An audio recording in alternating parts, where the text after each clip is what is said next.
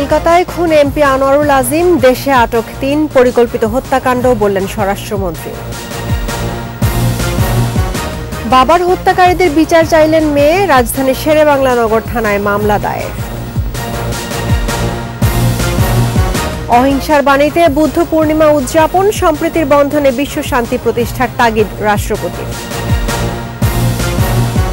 রাইসির শেষ যাত্রায় শোকস্তব্ধ মানুষের ঢল, পরবর্তী প্রেসিডেন্ট হতে পারেন খোমেনির ছেলে। যুক্তরাষ্ট্রের কাছে লজ্জার হারে কোনো অজুহাতই চলে না, বিশ্বকাপের পারফরমেন্স নিয়ে সংশয়।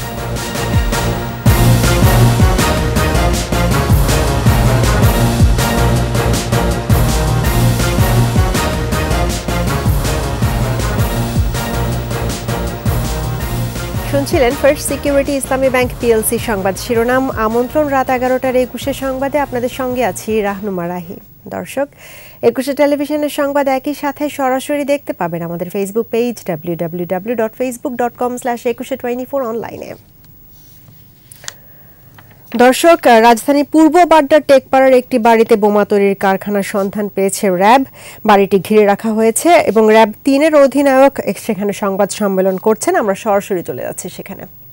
আমরা এই ফাহিম, লিমন এবং আকুলের সাথে কথা বলে যেটা জানতে পেরেছি যে তারা মূলত সজীব নামে একজন ব্যক্তি, তার মাধ্যমে এখানে 2 থেকে 3 ঘন্টার কাজের জন্য কন্ট্রাক্ট হিসেবে আসে। এই ফাহিম, লিমন এবং আকুল এরা মূলত একটি জুতার কারখানায় কাজ করে, 3জনই, কিন্তু 26,000 টাকার একটি কন্ট্রাক্টের বিনিময়ে তারা এই কাজে আজকে আসে এবং আসার পরে তাদের জন্য দায়িত্ব ছিল যে তারা 2 থেকে 3 ঘন্টায় এই বোমা প্রস্তুত করে এখানে ছোট্ট একটি ঘরের ভিতরে সেই বোমাগুলিকে তারা রেখে তালা দিয়ে চাবিটা মাটি খুঁড়ে একটি জায়গায় রেখে যাবে এবং সজীবই শুধুমাত্র জানবে যে চাবিটি কোথায় আছে। সে এসে এই বোমাগুলিকে নিয়ে, আমরা যেটা জানতে পেরেছি, আজকে রাতের অনাবিল বাসে করে এই বোমাগুলিকে গাজীপুরে পাঠিয়ে দেওয়ার কথা ছিল। গাজীপুরে কার কাছে এই বোমাগুলি সরবরাহ করা হবে এটি আবার সজীব জানতো না। সজীবের কাছে তথ্য ছিল যে মাসুম নামে এক ব্যক্তি, তিনি এটা সরবরাহ করবেন গাজীপুরে। সুতরাং সজীবের যে কন্ট্রাক্ট সেটি মাসুম পর্যন্ত গিয়ে এটি কাট অফ হয়ে যাবে। এভাবে করেই তারা আসলে এখানে বোমা প্রস্তুতকরণ এবং সরবরাহকরণের যে কাজটি, সেই কাজটি করে আসছিল। আমরা এই বোমাগুলি যেগুলি আমরা এখানে এসে উদ্ধার করতে সক্ষম হয়েছি, সাথে সাথে আমাদের র্যাব 3-এর বোম ডিসপোজাল ইউনিট ঘটনাস্থলে এসে পৌঁছেছে এবং এই বোমাগুলির গঠন, আকার এবং যেহেতু বোমাগুলি তৈরিরত অবস্থায় তাদেরকে গ্রেফতার করা সক্ষম হয়েছে, সেগুলির ওজন এবং গঠন বিবেচনা করে আমাদের বোম ডিসপোজাল ইউনিট যেটি সিদ্ধান্তে উপনীত হয়েছেন যে এটি অত্যন্ত বিপজ্জনক বোমা, যেগুলি সাধারণ ককটেলের মতো নয়। মূলত এটি জর্দার কৌটাতে প্রস্তুত করা হলেও এর ভিতরে বারুদ, স্প্লিন্টার হিসেবে কাচের টুকরা, সাইকেলের বল, তার কাটা সহ অন্যান্য বিপজ্জনক বস্তু এর ভিতরে ছিল। সবথেকে যেটি গুরুত্বপূর্ণ এবং বিপজ্জনক যেটা মনে হয়েছে আমাদের কাছে, আমাদের বোম ডিসপোজাল ইউনিটের কাছে, সেটি হচ্ছে যে এটি ট্রিগার মেকানিজম। আমাদের আরজেস 72 যে গ্রেনেড, সেই গ্রেনেড যেই সিস্টেম, ঠিক একই সিস্টেমে রিং খুললে এটি মূলত হাওয়াতে বাস্ট হওয়ার মতো একটা ক্ষমতা রাখে। তো যেহেতু এটি মাটিতে না পড়ে হাওয়াতে বাস্ট হওয়ার মতো সক্ষমতা ছিল, সেহেতু এটির যে প্রভাবের যে এলাকা সেটি মূলত আমরা ধরে নিতে পারি আমাদের বোম ডিসপোজাল ইউনিটের ভাষ্যমতে যে সাধারণ 10 মিটারের তুলনায় এটি 3 গুণ, অর্থাৎ প্রায় 30 মিটার জায়গা এটি প্রভাব বিস্তার করতে পারে। এর ভিতরে যে কোনো ব্যক্তি বা বস্তু এই ক্ষতির আওতায় চলে আসবে। সবকিছু বিবেচনায় আমাদের কাছে মনে হয়েছে যে এই উদ্ধারকৃত যেই বোমা সেগুলি অত্যন্ত বিপজ্জনক, এর সাথে জড়িত যারা তাদেরকে আইনের আওতায় নিয়ে আসা প্রয়োজন এবং আমরা সেই মোতাবেকই আমরা তাদেরকে আইনের আওতায় নিয়ে আসার জন্য যা যা করার তাই করছি। বোমাগুলো এখনো কি কারণে আসলে তৈরি করা হচ্ছিল, কোথায় ব্যবহারের পরিকল্পনা ছিল, এমন কিছু জানতে পেরেছেন কিনা? সাথে একটু বলবেন যে মূলত যারা গ্রেপ্তার হয়েছে তাদের আসলে এই ধরনের আগে গ্রেপ্তার বা পেট্রোনাইজ যারা করছে। দর্শক, র্যাব 3-এর বোম ডিসপোজাল ইউনিট সাংবাদিকদের সঙ্গে ব্রিফিং করছিলেন, আমরা ছিলাম সেখানে। পরবর্তীতে কোনো আপডেট থাকলে আমরা পরবর্তী খবরে আপনাদেরকে তা জানিয়ে দেব। চলে যাচ্ছে অন্যান্য খবরে। কলকাতায় খুন হয়েছেন ঝিনাইদহ ৪ আসনের সংসদ সদস্য আনোয়ারুল আজিম আনার। তার মরদেহের খণ্ডিত অংশ উদ্ধার হলো কলকাতার নিউ টাউন থেকে। হত্যার রহস্য এখনো স্পষ্ট নয়, তবে স্বরাষ্ট্রমন্ত্রী বলছেন পরিকল্পিতভাবে হত্যা করা হয়েছে আনারকে। হত্যাকাণ্ডের সাথে জড়িত বাংলাদেশিরাই।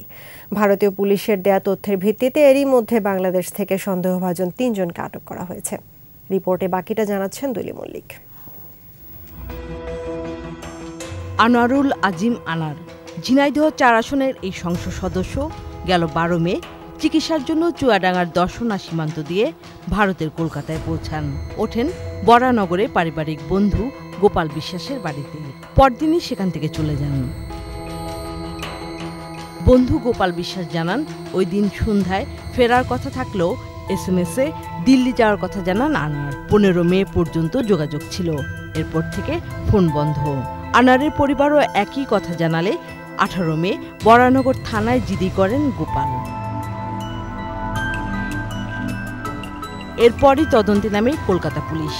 মোবাইল ফোন ট্র্যাক করার পাশাপাশি তার ভাড়া করা গাড়ি চালককে জিজ্ঞাসাবাদ করে ১ সপ্তাহ পর নিউ টাউনে পৌঁছায় তারা। সেখানে সঞ্জীবা গার্ডেন্সের একটি ফ্ল্যাটে আনোয়ারুল আজিমের মরদেহ পাওয়া না গেলেও খণ্ডিত অংশ মিলেছে। ভারতীয় পুলিশ জানিয়েছেন যে তিনি খুন হয়েছেন। ভারতীয় সংবাদ মাধ্যম বলছে, সিসিটিভি ফুটেজে নিউ টাউনের ওই বাড়িতে MP আনার ছাড়াও এক নারী সহ আরও ৩ জনকে ঢুকতে দেখা যায়, তবে তাদের কাউকেই বের হতে দেখা যায়নি। মোবাইল ফোনের লোকেশনও সন্দেহজনক। একবার কলকাতার নিউ মার্কেট এলাকা, এরপর পাওয়া যায় বিহারে। কে বা কারা কেন তাকে হত্যা করেছে তা এখনও স্পষ্ট নয়, তবে তদন্ত করছে কলকাতা পুলিশ। তাদের দেয়া তথ্যে এরই মধ্যে ৩ সন্দেহভাজনকে আটক করেছে বাংলাদেশ পুলিশ। আটক ব্যক্তিরা সম্প্রতি কলকাতা থেকে ফিরেছেন। আমরা তথ্য পেয়েছিলাম, সেই তথ্য অনুযায়ী তাদের মধ্যে থেকে আমরা ৩ জন অপরাধীকে আমাদের পুলিশ ধরেছেন এবং তাদের জিজ্ঞাসাবাদ চলছে। এ হত্যা পরিকল্পিত এবং বাংলাদেশিরাই জড়িত বলে জানান স্বরাষ্ট্রমন্ত্রী। ভারতের কেউ এখানে জড়িত হন নাই। যারা হত্যা করেছেন এখন পর্যন্ত আমাদের কাছে যা ইনফরমেশন, আমাদের দেশের মানুষই এর সঙ্গে জড়িত। রহস্য উদ্ঘাটনে কলকাতা পুলিশের সঙ্গে কাজ করছে বাংলাদেশ কর্তৃপক্ষ। তদন্ত শেষ হয়ে গেলে আপনাদেরকে সবকিছু জানাবো কেন খুন হয়েছে। দুলি মল্লিক, ২১ টেলিভিশন। এদিকে সংসদ সদস্য আনোয়ারুল আজিম হত্যার ঘটনায় আটক ব্যক্তিদের কাছ থেকে গুরুত্বপূর্ণ তথ্য মিলেছে বলে জানিয়েছে ডিবি। অতিরিক্ত কমিশনার জানিয়েছেন, হত্যার রহস্য উদ্ঘাটনে ভারতের পুলিশের সঙ্গে যোগাযোগ করা হচ্ছে। এর আগে আনোয়ারুল আজিমের মেয়ে ডিবি কার্যালয়ে এসে বাবা হত্যার সুষ্ঠু তদন্ত চান। পরে সন্ধ্যায় রাজধানীর শেরেবাংলা নগর থানায় বাবা হত্যার ঘটনায় মামলা দায়ের করেন কন্যা মুমতারিন ফেরদৌস ডরিন। বিস্তারিত জানাচ্ছেন আহমদ বাবু।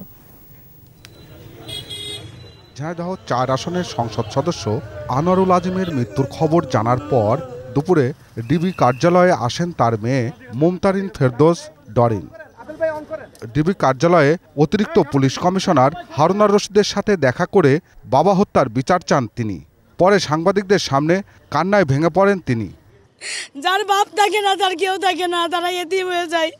যতই কাছের আত্মীয় আপন মানুষ যেই থাকুক, বাবাই বাবার মতন কেউ হয় না। বলেন, বাবা হত্যার সুষ্ঠু তদন্ত দেখতে চান তিনি।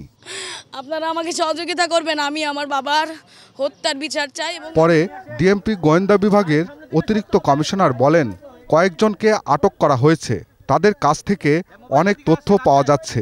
তদন্ত যে কাজটা চলছে এটা আসলে স্বাভাবিক কারণেই আমরা অত্যন্ত অধিক গুরুত্ব দিয়ে আমরা কাজটা করছি। নিবিড়ভাবে আমরা ইন্ডিয়ান পুলিশের সাথে কাজ করছি এবং আমাদের কাছে কয়েকজন আছে, তাদের সাথে আমরা প্রতিক্ষণেই কথা বলছি, অনেক তথ্য পাচ্ছি। তদন্তের স্বার্থে আমরা এখন বলতে চাচ্ছি না। এ ঘটনায় যারাই জড়িত থাক সবাইকে আইনের আওতায় আনা হবে বলেও জানান ডিবির অতিরিক্ত পুলিশ কমিশনার। কোনো এলাকার দুর্বৃত্তায়নদেরকে দমন করার ফলে এরকম কোনো ঘটনা সবকিছুই আমরা তদন্তের আওতায় আমরা নিয়ে আসছি। আহমদ বাবু, ২১ টেলিভিশন, ঢাকা। এমপি আনোয়ারুল আজিম আনারের মৃত্যুতে ঝিনাইদহের কালীগঞ্জে এখন শোকের মাতম। তার হত্যাকারীদের খুঁজে বের করে দৃষ্টান্তমূলক শাস্তির দাবি জানিয়েছেন স্বজন ও দলীয় নেতাকর্মীরা। ঝিনাইদহ প্রতিনিধি এম রায়হানের রিপোর্ট, জানাচ্ছেন রত্না জামান। আনোয়ারুল আজিমের মৃত্যুর খবর শুনেই আত্মীয় স্বজন, প্রতিবেশী ও স্থানীয় আওয়ামী লীগের নেতাকর্মীরা জড়ো হন তার কালীগঞ্জের বাড়িতে। কোনো কিছুতেই থামছে না তাদের আহাজারি। আমাদের কালীগঞ্জের মাথা সরে গেল, আমাদের পায়ের মাটি সরে গেল। আমাদের দেশের লোকের সাথে জড়িত আছে এ হত্যাকাণ্ড। এটা একটা হত্যাকাণ্ড পরিকল্পিতভাবে। ভারতে 7 দিন নিখোঁজ থাকার পর আনোয়ারুল আজিম আনারের মৃতদেহ উদ্ধারের খবরে হতবিহ্বল সবাই। আজকে আমরা যা হারালাম, আমি স্থিরভাবে বিশ্বাস করি এই নির্বাচনী এলাকার মানুষ 100 বছরেও এরকম একজন মাননীয় সংসদ সদস্য পাবে না। নিঃস্বার্থবান মানুষ এইভাবে চলে যেতে পারে না। আমাদের কাটিয়ে দিয়ে লক্ষ লক্ষ জনতা। এলাকাবাসীকে নিঃস্বার্থভাবে ভালোবাসতেন বলে কান্নায় ভেঙে পড়েন স্থানীয়রা। অবিলম্বে হত্যাকারীদের খুঁজে বের করে দৃষ্টান্তমূলক শাস্তির দাবি তাদের। বাংলাদেশ আওয়ামী লীগের সভানেত্রী দেশরত্ন শেখ হাসিনা সহ আমরা ভারতীয় প্রশাসনের কাছে এই হত্যার বিচার চাই। মাননীয় প্রধানমন্ত্রীর কাছে বিনীত অনুরোধ, এই এমপির হত্যার বিচার আমরা চাই। 12 মে দুপুরে সংসদ সদস্য আনোয়ারুল আজিম আনার চিকিৎসার জন্য ভারতের কলকাতায় যান। ওই দিন তার বন্ধু বরাননগরের গোপাল বিশ্বাসের বাড়িতে ওঠেন। পরের দিন 13 মে ডাক্তার দেখানোর জন্য ওই বাড়ি থেকে বেরিয়ে যান। এরপর থেকে নিখোঁজ হন এমপি আনার। রত্না জামান, 21 টেলিভিশন। যথাযোগ্য মর্যাদা ও ভাবগাম্ভীর্যের মধ্য দিয়ে উদযাপিত হচ্ছে বৌদ্ধ সম্প্রদায়ের প্রধান ধর্মীয় উৎসব বুদ্ধ পূর্ণিমা। ভেদাভেদ ভুলে ঐক্য ও সম্প্রীতির বন্ধনে বিশ্ব শান্তি প্রতিষ্ঠার তাগিদ বৌদ্ধ ধর্মীয় নেতাদের। মোহাম্মদ হানিফের ক্যামেরায় মানিক শিকদারের রিপোর্ট। প্রায় 2500 বছর আগে মহামতি গৌতম বুদ্ধ আবির্ভূত হয়েছিলেন বৈশাখী পূর্ণিমা তিথিতে। জন্ম, বোধিজ্ঞান ও নির্বাণ লাভ, এই ত্রিস্মৃতি বিজড়িত দিনটি বুদ্ধ পূর্ণিমা হিসেবেই পরিচিত। বৌদ্ধ ধর্মের প্রধান ধর্মীয় উৎসবের দিনে সকালে বুদ্ধ আরাধনা, শীল গ্রহণ, পিণ্ডদান, ভিক্ষু সংঘের প্রাতরাশ সহ নানা আনুষ্ঠানিকতার মধ্য দিয়ে সারা দেশে দিনটি উদযাপন করা হয়। দিনটা আমাদের সকলের জন্য একটা বিশেষ তাৎপর্যপূর্ণ। সকল মানব জাতির জন্য আমরা মঙ্গল কামনা করছি। বুদ্ধের যে প্রাথমিক যে স্তরের শীল ওইটা পালন করতে হবে। সবাইকে শুভ বুদ্ধ পূর্ণিমার মৈত্রীময় শুভেচ্ছা। পাপ থেকে মুক্তির উপায় বোধিসত্ত্ব বা শুদ্ধ জ্ঞান। বিশ্বজুড়ে চলমান অশান্তি, জরা ও যুদ্ধ বিগ্রহ অবসানের জন্য গৌতম বুদ্ধের বোধিজ্ঞান চর্চার তাগিদ দেন বৌদ্ধ ভিক্ষুরা। বুদ্ধের আদর্শিত মতাদর্শের যেইভাবে উনি প্রকাশ করেছেন, প্রচার করেছেন, সেইভাবেই যদি আমরা অনুকরণ করি, আমি মনে করি শুধু বৌদ্ধ নয়, বৌদ্ধদের জন্য বৌদ্ধ ধর্ম নয়, মানব ধর্ম। এটা হচ্ছে মানবতার ধর্ম। হিংসা করো না, লোভ করো না, মানুষের প্রতি ঝগড়া বিবাদ করো না। জলবায়ু পরিবর্তনের ফলে বৈশ্বিক উষ্ণতা বৃদ্ধি, প্রকৃতি ও প্রাণবৈচিত্র্যে কালো ছায়া নেমে এসেছে। এ থেকে উত্তরণের উপায় গৌতম বুদ্ধের আদর্শ। প্রকৃতির যতগুলো অনুষঙ্গ আছে, গাছপালা, পশু পাখি, জীব জন্তু, সবাই কিন্তু নিরাপদ হয়ে পড়ে এবং প্রকৃতি হয়তো নিশ্চয়ই তার মতো করেই সেই টিকে থাকতে পারে এবং নিশ্চয়ই সেটা আমাদের জন্য, মানবের জন্য আশীর্বাদ হবে। তো এটাকে আমরা প্রথমত খুব বেশি গুরুত্ব দিচ্ছি। এবার বুদ্ধের বাণীকে যদি আমি 3টি বাক্যের মধ্যে সংক্ষেপিত করতে চাই, সেটা হলো যে সকল পাপ থেকে বিরত থাকব, কুশল কাজ সম্পাদন করব এবং নিজের চিত্তকে বিশুদ্ধ রাখব। আচ্ছা, বুদ্ধ বলেছেন আমাদের সকল দুঃখের কষ্টের কারণ হলো অজ্ঞানতা, এবং এই অজ্ঞানতার কারণে আমাদের মধ্যে লোভ এবং আসক্তি। বৌদ্ধ ধর্মাবলম্বীরা যাতে নির্বিঘ্নে তাদের ধর্মীয় উৎসব পালন করতে পারেন সেদিকে তৎপর ছিল আইন শৃঙ্খলা রক্ষাকারী বাহিনী। পুলিশ প্রধান মেরুল আন্তর্জাতিক বৌদ্ধ বিহারে শুভেচ্ছা বিনিময় করেন। আমরা সকলে মিলে তাদেরকে তাদের উৎসব পালনে সারা দেশে প্রয়োজনীয় সহযোগিতা দিচ্ছি এবং দেব। গতবারও আমরা এখানে এসেছি। যুদ্ধ বিগ্রহ, ধর্ম, বর্ণ, জাতিগত হানাহানি চলছে বিশ্বজুড়ে, আর এসব ঘটছে সঠিক জ্ঞানের অভাবে। গৌতম বুদ্ধের আদর্শই পারে এই বিশ্বজুড়ে চলমান যুদ্ধ বিগ্রহ থেকে মুক্তি দিতে। শুধু মানুষই নয়, পৃথিবীর সকল প্রাণীকে সুখী করতে প্রয়োজন গৌতম বুদ্ধের আদর্শের চর্চা করা, এমনটাই বলছেন বৌদ্ধ ধর্মাবলম্বীরা। মানিক শিকদার, একুশে টেলিভিশন, ঢাকা। দেশে দেশে যুদ্ধবিগ্রহ অর্থনীতিকে ভারসাম্যহীন করে তুলেছে বলে উদ্বেগ প্রকাশ করেছেন রাষ্ট্রপতি মোহাম্মদ শাহাবুদ্দিন। কঠিন এ সময়ে একে অপরের পাশে দাঁড়ানোর আহ্বান জানিয়ে রাষ্ট্রপ্রধান বলেন, সুখী, সমৃদ্ধ ও শান্তিময় বাংলাদেশ গড়তে গৌতম বুদ্ধের শিক্ষা ছড়িয়ে দিতে হবে সবার মাঝে। আরও জানাচ্ছেন প্রণব চক্রবর্তী। শুভ বুদ্ধ পূর্ণিমা উপলক্ষে বঙ্গভবনে বৌদ্ধ সম্প্রদায়ের বিশিষ্ট ও গণ্যমান্য ব্যক্তিবর্গের সাথে রাষ্ট্রপতি মোহাম্মদ শাহাবুদ্দিনের শুভেচ্ছা বিনিময় করতে আসেন বিভিন্ন দেশের কূটনীতিকরাও। বৌদ্ধ ভিক্ষু ও বৌদ্ধ ধর্মের বিভিন্ন মানুষের সাথে এ সময় কুশল বিনিময় করেন রাষ্ট্রপতি।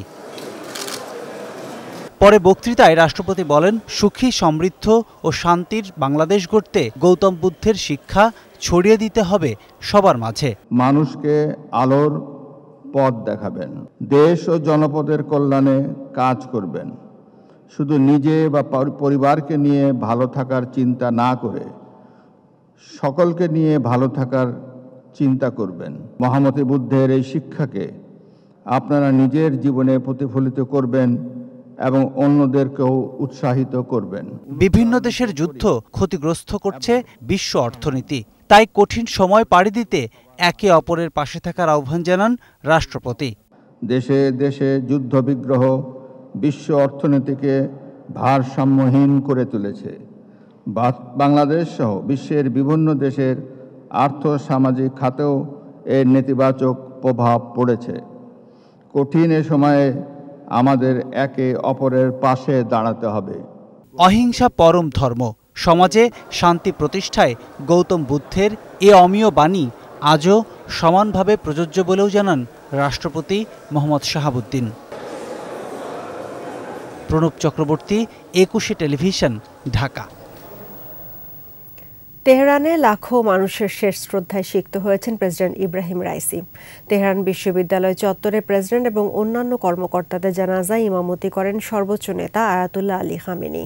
এদিকে রাইসির মৃত্যুতে ইরানের সম্ভাব্য ভবিষ্যৎ নেতা হিসেবে খামেনির ছেলে মোস্তফা রাইসির নাম আলোচনায় উঠে এসেছে। রাইসির মৃত্যুর জন্য যুক্তরাষ্ট্রকে দায়ী করছে রাশিয়া। আশরাফ শুভর রিপোর্ট। রাইসির হেলিকপ্টার দুর্ঘটনার শিকার হওয়ার আগ মুহূর্ত নিয়ে মুখ খুলেছেন অপর হেলিকপ্টারে থাকা প্রেসিডেন্টের চিফ অফ স্টাফ গোলাম হোসেন ইসমাইলি। বলেন, সেদিন যাত্রা শুরুর আগে আবহাওয়া স্বাভাবিক ছিল, কিন্তু উড্ডয়নের ৪৫ মিনিট পর বহরের দায়িত্বে থাকা রাইসিকে বহনকারী হেলিকপ্টারের পাইলট অন্য দুই হেলিকপ্টারকে আরো উঁচুতে ভ্রমণ করার নির্দেশ দেন। ঘন মেঘের উপর দিয়ে উড়ে যাওয়ার ৩০ সেকেন্ড পরই প্রেসিডেন্টের হেলিকপ্টারটি নিখোঁজ হয়। এদিকে তেহরানে লাখো মানুষের উপস্থিতিতে সম্পন্ন হয়েছে রাইসির শেষ জানাজা। বৃহস্পতিবার তার শৈশবের শহর মাশহাদে দাফন করা হবে তাকে। শীর্ষ নেতা আয়াতুল্লাহ আলী খামেনির যোগ্য উত্তরসূরি ছিলেন প্রয়াত প্রেসিডেন্ট ইব্রাহিম রাইসি। তবে রাইসির মৃত্যুতে হঠাৎই শীর্ষ নেতার দৌড়ে এগিয়ে গেছেন খামেনির ছেলে মোস্তফা রাইসি। আশরাফ শুভ, একুশে টেলিভিশন। বাংলাদেশের টি-20 বিশ্বকাপ মিশনের খবর। চূড়ান্ত লড়াইয়ের আগে আয়োজক যুক্তরাষ্ট্রের বিপক্ষে দ্বিপাক্ষিক সিরিজের প্রথম ম্যাচেই লজ্জার হার।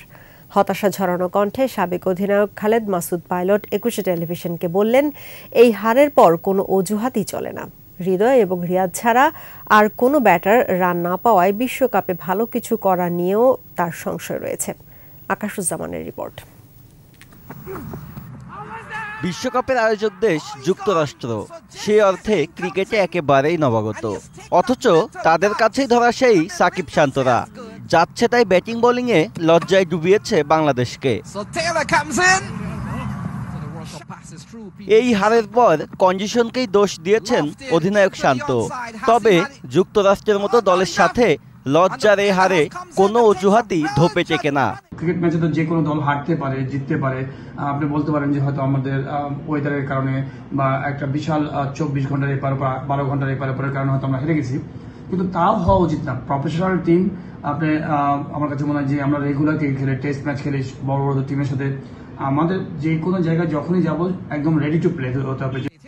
যে দলই হোক বিশ্বকাপের আগে জেতাটাই গুরুত্বপূর্ণ। অবশ্যই আমার কাছে মনে হয় যে ওয়ার্ল্ড কাপের আগে ইউএস এর সাথে হারাটা ঠিক হয় নাই। যে কোনো ম্যাচই আমার কাছে মনে হয় খুবই ইম্পর্টেন্ট এই মুহূর্তে, বিকজ হচ্ছে ওয়ার্ল্ড কাপের আগে যখন আপনি প্রত্যেকটা ম্যাচ জিতবেন এবং ইন্ডিভিজুয়ালি পারফরমেন্স যখন ভালো হবে তখন কিন্তু টিমের এবং প্লেয়ারদের কিন্তু কনফিডেন্স বিল্ড আপ হবে। এমন বাজে পারফরমেন্সের পর বিশ্বকাপে খুব বেশি আশা করছেন না পাইলট। অ্যাজ এ টিম সবাইকে খেলতে হবে, সবাইকে ভালো কন্ট্রিবিউট করতে হবে। শান্তর কাছ থেকে ব্যাটিং এর রানটা আশা করি অ্যাজ এ ক্যাপ্টেন, বিকজ শান্ত তো যেহেতু লিডার সামনে থাকে তার কাছ থেকে একটু বড় রান আশা করছি সবাই, এবং আমিও আশা করি যে সে যেন খুব তাড়াতাড়ি যেন শীঘ্রই ব্যাক করতে পারে। অধিনায়কত্ব নিয়ে কোনো প্রশ্ন না তুললেও শান্তর ব্যাটিং দেখে হতাশ সাবেক এই অধিনায়ক। ভালো ফল পেতে ব্যাটিংয়ে মনোযোগী হওয়ার পরামর্শ পাইলটের। আকাশুজ্জামান, 21 টেলিভিশন। নিচ্ছে সংবাদ বিরতি, যখন ফিরছি তখন অন্যান্য খবরের সঙ্গে আরো থাকবে। সুন্দরবনে আগুনের নেপথ্যে অসাধু কিছু কর্মকর্তা, অভিযোগ বাপার, সমন্বিত তদন্ত কমিটি গঠনের আহ্বান। কুষ্টিয়ায় ভুয়া দলিলে মডেল মসজিদের জমি বিক্রির অভিযোগ, সক্রিয় দালাল চক্র। আবারও আমন্ত্রণ রাত 11টার 21 সংবাদে। যারা মানবাধিকার ও গণহত্যাকে অস্বীকার করে তারা কাকে ভিসা নিষেধাজ্ঞা দিল তা নিয়ে আলোচনার কিছু নেই বলে মনে করেন আওয়ামী লীগ সাধারণ সম্পাদক ওবায়দুল কাদের। আওয়ামী লীগের কেন্দ্রীয় কার্যালয়ে দলের সাংস্কৃতিক বিষয়ক উপকমিটির আলোচনা সভায় তিনি আরও বলেন, গাজায় যেভাবে মানুষ হত্যা করা হচ্ছে তা হিটলারের নাশকতাকেও হার মানায়।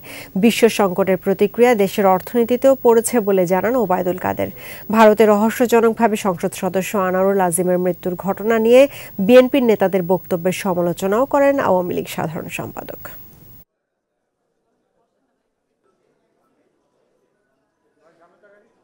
তো যারা গণহত্যাকে অস্বীকার করে তারা আমাদের কাকে নিষেধাজ্ঞা দিল, ভিসা নীতি প্রয়োগ করলো, সেটা নিয়ে আমাদের কোনো মাথা ব্যথা।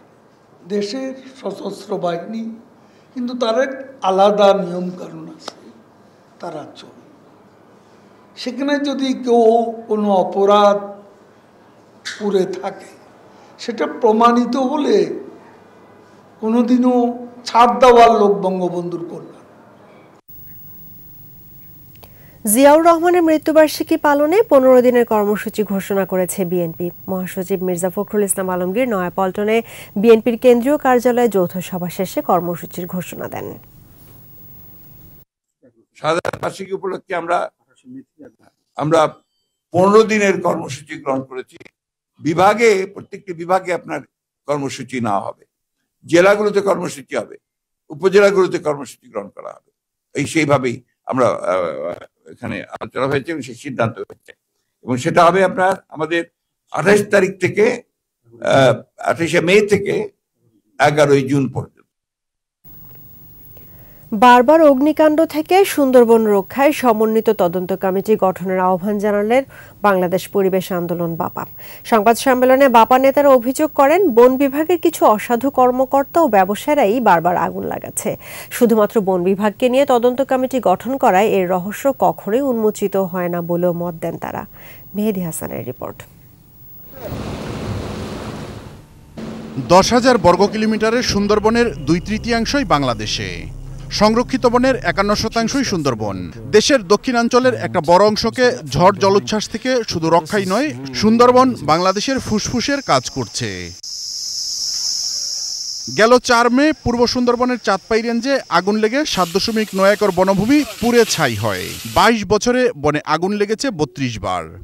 সংবাদ সম্মেলনে বাংলাদেশ পরিবেশ আন্দোলনের অভিযোগ, এগুলো নিছক দুর্ঘটনা নয়, বন বিভাগের কিছু অসাধু কর্মকর্তা ও মুনাফালোভী ব্যবসায়ীরা পরিকল্পিতভাবে আগুন লাগাচ্ছে।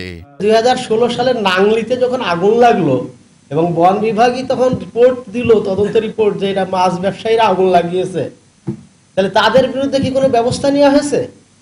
কোনো ব্যবস্থা নেয়নি, কারণ বন বিভাগই তো যুক্ত ছিল ঘটনার সাথে, সুতরাং তারা ব্যবস্থা নেবে কিভাবে? প্রতিটি ঘটনায় তদন্ত কমিটি হলেও আড়ালেই থাকে আসল ঘটনা। বন রক্ষায় 15 দফা সুপারিশও তুলে ধরে বাপা। অগ্নিকাণ্ডের কারণ জানতে এবং এই অগ্নিকাণ্ডের কারণটা বন্ধ করার জন্য শুধুমাত্র দায়িত্বশীল বন বিভাগ নয়, আরও সরকারের যে সমস্ত দায়িত্বশীল যেই দপ্তরগুলো আছে, এখানে অনেকগুলো দপ্তরের নাম লেখা আছে, তার সঙ্গে সঙ্গে আইন শৃঙ্খলার সঙ্গে যারা জড়িত এবং অন্যান্য যারা বিশেষজ্ঞ আছেন এবং যারা এই সুন্দরবন বাঁচাও নিয়ে যারা কাজ করছেন, সবার সমন্বয়ে একটি কমিটি করা দরকার নিরপেক্ষভাবে, যাতে করে সত্যিকার বিষয়টি সেখানে উঠে আসে। বন রক্ষার বদলে অবৈধ বাণিজ্যেই অসাধু কর্মকর্তাদের বেশি আগ্রহ বলেও অভিযোগ বাপার। মেহেদি হাসান, 21 টেলিভিশন, ঢাকা।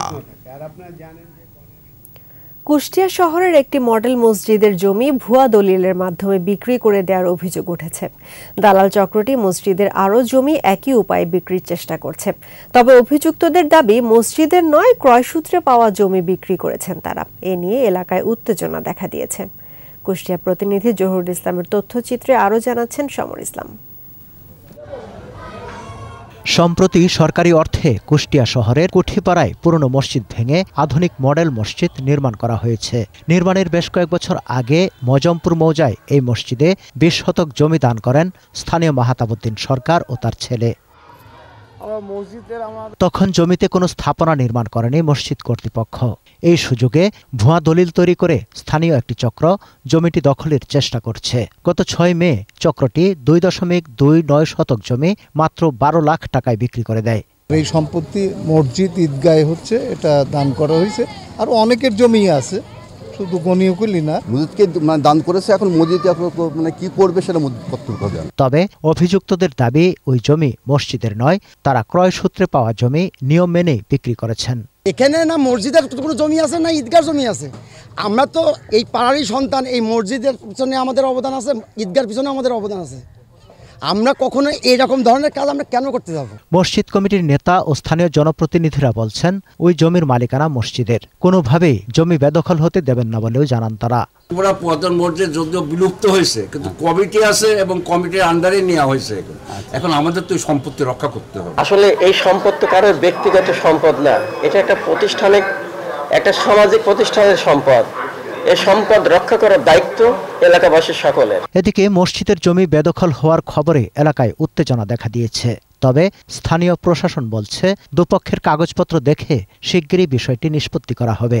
কমিটি আছে, তাদের সাথেও প্রয়োজনে কথা বলা লাগলে আমরা কথা বলে রেকর্ড পত্র দেখে এবং এর গ্রহণযোগ্য সমাধান আমরা করে দেব। মসজিদের জমি যাতে ব্যাহত না হয় সে ব্যাপারে দ্রুত কার্যকর পদক্ষেপ দেখতে চায় এলাকাবাসী। সমর ইসলাম, 21 টেলিভিশন। ময়মনসিংহের চরাঞ্চলে দুপক্ষের মারামারি থামাতে গিয়ে স্থানীয় রাসেল বাহিনীর হাতে নিহত হয়েছেন কৃষক আলতাব। তাকে কুপিয়ে হত্যার বিচার ও খুনিদের গ্রেফতার দাবিতে আন্দোলনে নেমেছেন স্বজন ও চরের মানুষ। ময়মনসিংহ বিভাগীয় প্রতিনিধি আতাউর রহমান জুয়েলের রিপোর্ট, জানাচ্ছেন মাসুম আলিসা। ময়মনসিংহ সদরের চর কালীবাড়ির নিহত কৃষক আলতাবের বাড়িতে চলছে শোকের মাতম। কিছুতেই থামছে না স্বজনদের আহাজারি। তারা বলছেন স্থানীয় চা ও পান বিক্রেতা মল্লিক মিয়ার পরিবারের সাথে দ্বন্দ্বের জেরে মঙ্গলবার রাতে মল্লিকের ওপর হামলা করে রাসেল বাহিনী। মারামারি থামাতে গেলে আলতাবকে কুপিয়ে রাস্তায় ফেলে চলে যায় সন্ত্রাসীরা। গুরুতর আহত অবস্থায় উদ্ধার করে হাসপাতালে নেওয়া হলে কর্তব্যরত চিকিৎসক তাকে মৃত ঘোষণা করেন। আলতাব হত্যার বিচার চান স্বজনেরা। আমার বাপ তো কোনো অন্যায় করেছে না, আমার বাপরে গেলে মারলো। রাসেল বাহিনীকে গ্রেফতারের দাবিতে ফুঁসে উঠেছেন চরের মানুষ। কঠোর আন্দোলনের হুঁশিয়ারি তাদের। ফায়ারও করছে 2-3টা লোক, কাছে যাইতে পারছে না। পরে ওরে 2-3টা বাড়ি মারিয়া 4-5টা বাড়ি মারিয়া থইয়া পরে দৌড়। দুমতার একটা মারামারি হইতেছে, তখন আমি গ্যারাজতে বার হয়ে আইছি।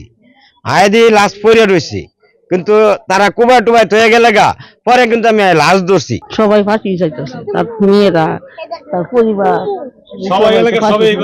এই কথাই বলতেছে ফাঁসি চাই। রাতেই রাসেলের বাড়িঘরে হামলা চালায় উত্তেজিত জনতা। তবে এলাকা ছেড়ে পালিয়েছে পরিবারটি। ঘটনাস্থলে গিয়ে আইনি ব্যবস্থা নেওয়ার আশ্বাস পুলিশের। আসামিরা বর্তমানে পলাতক আছে, তারা গ্রেপ্তারের জন্য আমরা সর্বাত্মক চেষ্টা করতেছি, আমরা এজাহার নিচ্ছি।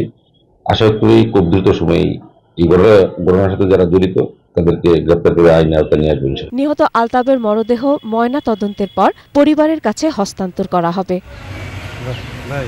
মাসুম আলিসা, 21 টেলিভিশন।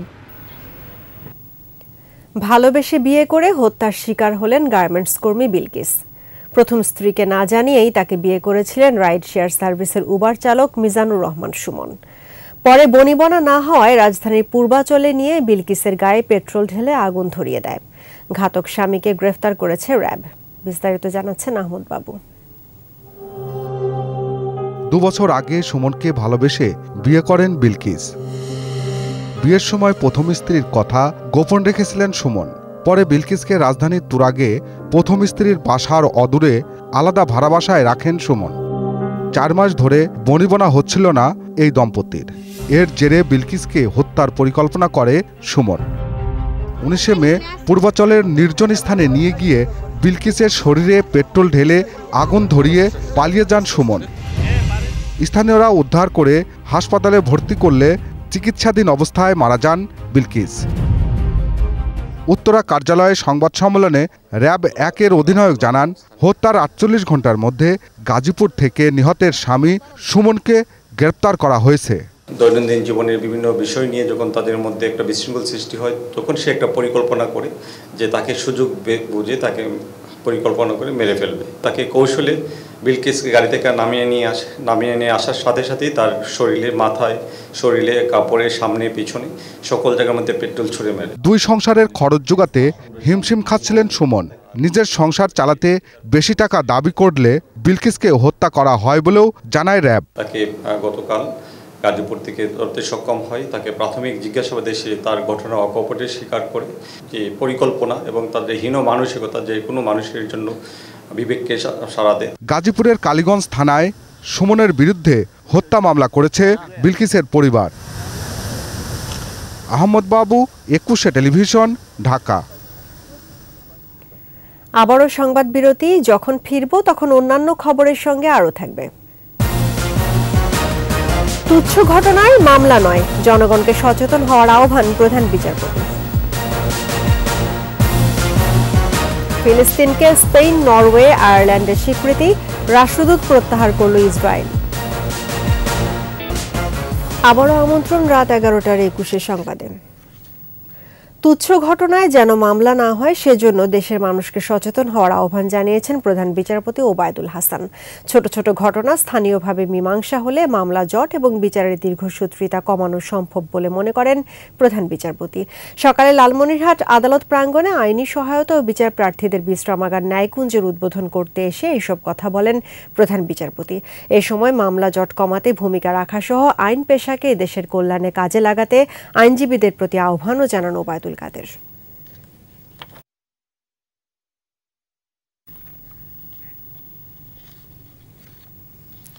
শেরপুরে 372টি সরকারি প্রাথমিক বিদ্যালয়ে নেই প্রধান শিক্ষক। সহকারী শিক্ষকরা জোড়াতালি দিয়ে দায়সারাভাবে দায়িত্ব পালন করছেন। এতে অন্য শিক্ষকদের ভোগান্তি সহ ব্যাহত হচ্ছে জেলার প্রাথমিক শিক্ষা কার্যক্রম। শেরপুর প্রতিনিধি শরীফুর রহমানের তথ্যচিত্রে আরও জানাচ্ছেন সমর ইসলাম। শেরপুর জেলায় 741টি প্রাথমিক বিদ্যালয়ের মধ্যে প্রধান শিক্ষক আছেন 369টিতে। অর্ধেকেরও বেশি বিদ্যালয়ে ভারপ্রাপ্ত প্রধান শিক্ষকের দায়িত্ব পালনে অন্য শিক্ষকদের ভোগান্তি চরমে। প্রধান শিক্ষকের দায়িত্ব পালনে পর্যাপ্ত অভিজ্ঞতা আর সঠিক সিদ্ধান্ত নিতে না পারায় ব্যাহত পাঠদান কার্যক্রম। অনেক প্রতিষ্ঠানে ভারপ্রাপ্ত প্রধান শিক্ষককে মানতেও নারাজ সহকর্মীরা। একটা প্রধান শিক্ষক পাইলে যাতে আমরা সহকারী শিক্ষকরা আমাদের ক্লাসগুলো বেশ ভালোভাবে নিতে পারি, অফিসের কাজগুলো আমাদেরকে না করতে হয়।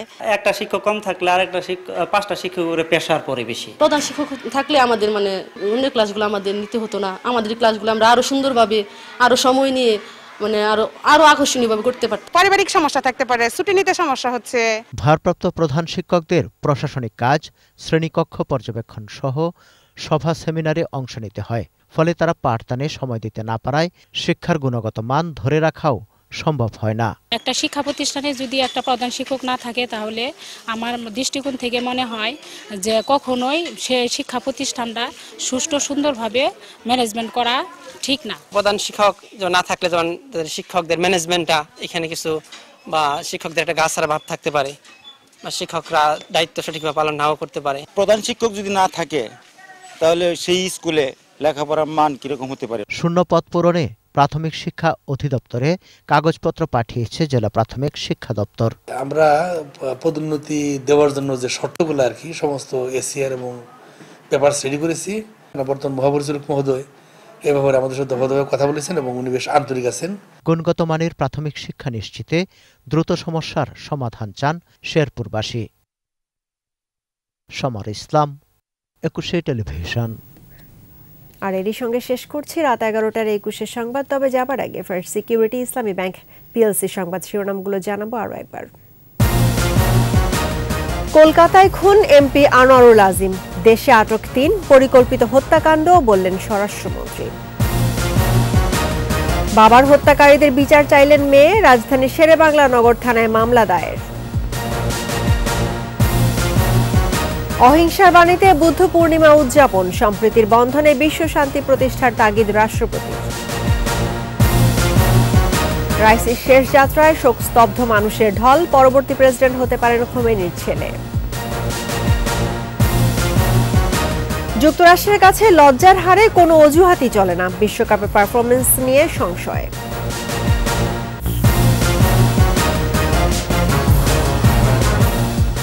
দর্শক, 21-এর সর্বশেষ খবর জানতে ডায়াল করুন 2021 নম্বরে, আর ভিজিট করুন 21tv.com এই ওয়েবসাইটে। এছাড়া ফেসবুকে লগ ইন করতে পারেন facebook.com/2124 অনলাইনে। এতক্ষণ সঙ্গে থাকার জন্য ধন্যবাদ। আমাদের পরবর্তী সংবাদ আয়োজন রাত 1টায় দেখার আমন্ত্রণ রইল। স্বাস্থ্যবিধি মেনে চলুন, সুস্থ থাকুন, 21-এর সঙ্গেই থাকুন।